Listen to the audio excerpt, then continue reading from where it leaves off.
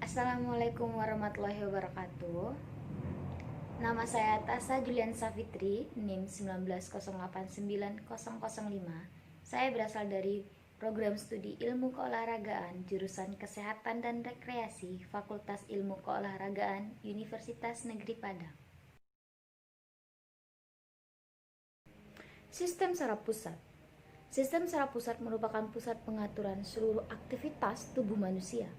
Pada sistem saraf pusat terdiri atas otak dan sumsum tulang belakang. Otak dilindungi oleh tengkorak dan sumsum tulang belakang dilindungi oleh ruas-ruas tulang belakang. Pertama yaitu otak. Otak merupakan pusat saraf yang paling utama yang terletak di dalam rongga tengkorak. Otak manusia atas dua belahan, yakni otak kiri dan otak kanan. Otak kiri berfungsi untuk mengendalikan tubuh bagian kanan, sementara otak kanan untuk mengendalikan tubuh bagian kiri. Pada otak dibagi menjadi 4 bagian, yakni otak besar cerebrum, otak tengah, otak kecil cerebellum, dan sumsum lanjutan. Yang kedua yaitu otak tengah. Otak tengah merupakan bagian otak yang terletak di antara pons fascioli dan encephalon. Otak tengah berhubungan dengan sistem penglihatan dan pendengaran. Otak tengah juga berhubungan dengan tonus otot dan posisi tubuh. Tonus otot merupakan suatu kontraksi sebagian otot yang berlangsung secara terus-menerus. Yang ketiga, otak kecil. Otak kecil terletak di bawah otak besar, di dalam rongga tengkorak bagian belakang. Fungsi otak kecil adalah untuk mengatur keseimbangan tubuh, posisi tubuh, dan gerakan otot yang disadari. Bagian kiri dan bagian kanan otak kecil dihubungkan oleh suatu penghubung yang disebut jembatan Farol, seperti otak besar. Bagian luar kotak kecil atau korteks berwarna kelabu dan bagian dalam medula berwarna putih. Yang keempat yaitu sumsum lanjutan. Sumsum lanjutan terdapat di muka otak kecil dan di bawah otak besar. Sumsum lanjutan merupakan perpanjangan dari sumsum tulang belakang. Sumsum lanjutan disebut juga batang atau medula oblongata. Bagian dalam berisi neuron sehingga berwarna kelabu. Pada bagian luar berwarna putih karena berisi neurit dan dendrit. Fungsi sumsum tersebut sebagai pengatur pernapasan, gerak jantung, dan gerak alat pencernaan. Sumsum tulang belakang. Sumsum tulang belakang dilindungi dengan terbungkus selaput yang disebut meninges dan berada di dalam ruas tulang belakang. Letak sumsum tulang belakang memanjang dari ruas pertama tulang belakang hingga ruas kedua tulang ekor. Tulang total keseluruhan itu ada 31 ruas. Pada saraf spinalis terdapat 7 ruas, pada cervical 12 ruas, lumbalis 5 ruas, torakal 5 ruas, sakralis 1, dan 1 segmen pada coccygeus. Sistem saraf tepi. Sistem saraf tepi menghubungkan antara sistem saraf pusat dengan organ tubuh.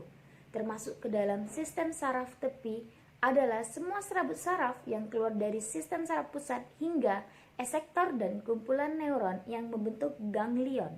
Pada sistem saraf tepi terdiri atas 12 pasang serabut saraf otak dan 31 pasang saraf sumsum tulang belakang, seperti gambar berikut.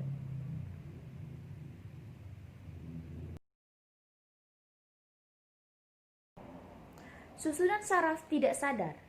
Susunan saraf tidak sadar berperan sangat penting dalam kehidupan manusia karena mengatur kegiatan tubuh seperti denyut jantung, gerakan otot polos pada organ-organ dalam, kemudian perubahan pupil dan mengerutkan serta melebarkan pembuluh darah. Pada susunan saraf tidak sadar dibedakan menjadi dua, yakni parasimpatis dan parasimpatik. Saraf simpatis. Saraf simpatis terdiri atas rangkaian serabut saraf berpasangan berupa ganglion-ganglion yang tersebar pada beberapa daerah seperti daerah leher, dada, dan pinggang. Saraf parasimpatik. Susunan saraf parasimpatik berupa jaringan susunan saraf yang berhubungan dengan ganglion-ganglion yang tersebar di seluruh tubuh. pada sistem saraf parasimpatis memiliki fungsi kebalikan dari saraf simpatik. Pembahasan kedua kita yaitu endokrin. Perubahan sistem endokrin akibat olahraga.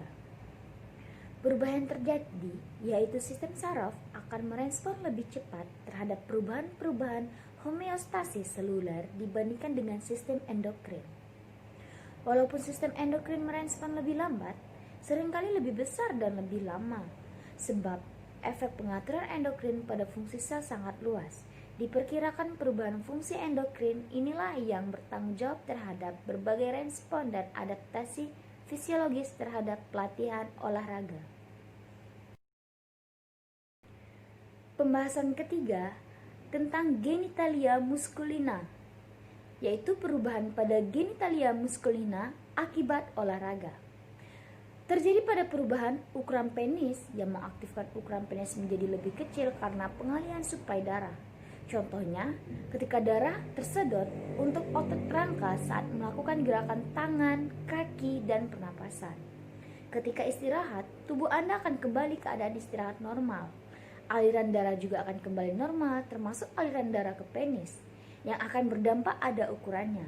Ukuran penis meningkat seperti pada ereksi, terutama sebagai akibat dari rangsangan, impuls saraf, dan peningkatan aliran darah. Pembahasan keempat kita yaitu tentang genitalia femininae. Perubahan pada genitalia femininae akibat olahraga.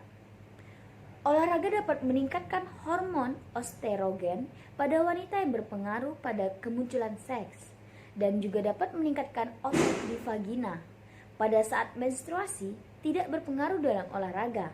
Karena itu, pelatih tidak mengubah jadwal latihan maupun lomba. Hanya diperlukan perhatian pada kekurangan zat besi saat menstruasi karena dilakukan gejala kekurangan darah. Pembahasan keenam kita yaitu panca indera. Perubahan pada panca indera, mata dan telinga akibat olahraga. Yang pertama kita akan membahas mata. Akibat olahraga yang berlebihan akan mengakibatkan kelelahan dan menurunnya sistem saraf pusat. Menurunnya sistem saraf pusat mempengaruhi koordinasi pada mata, khususnya gerakan pada anggota tubuh. Tujuan mengetahui efek massage pada bagian kepala, leher, dan bahu terhadap perubahan koordinasi mata pada atlet. Yang kedua, yaitu telinga. Lama paparan bising akan mempengaruhi tajam pendengaran pada subjek. Persentase subjek dengan kekurangan pendengaran di bawah normal pada telinga kanan adalah 6,7%, dengan pendengaran normal tanpa adanya kurang pendengaran pada telinga kanan 93,3%. Baiklah, pembahasan kita yang kelima yaitu hermatologi. Yang pertama kita akan membahas eritrosit, sel darah merah. Eritrosit memiliki struktur yang lebih sederhana dari sel lain. Eritrosit hanya sebuah membran yang membungkus hemoglobin, yaitu protein yang terdiri dari 95% protein intrasel darah merah. Tidak memiliki organel seperti mitokondria, lisosom. Eritrosit manusia seperti hewan tidak berinti. Yang kedua yaitu leukosit, sel darah putih. Leukosit terbagi menjadi dua, yaitu granulosit dan agranulosit. Granulosit mempunyai inti yang bentuknya teratur, sedangkan agranulosit mempunyai plasma yang tidak bergabung.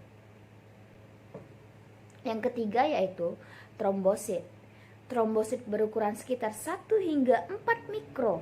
Sel-sel yang membentuk seperti cakram, dan trombosit tidak memiliki sel meskipun tidak memiliki nukleus. Trombosit masih dapat melakukan sintesis protein karena memiliki kandungan RNA dan sitoplasma. Darah dalam olahraga.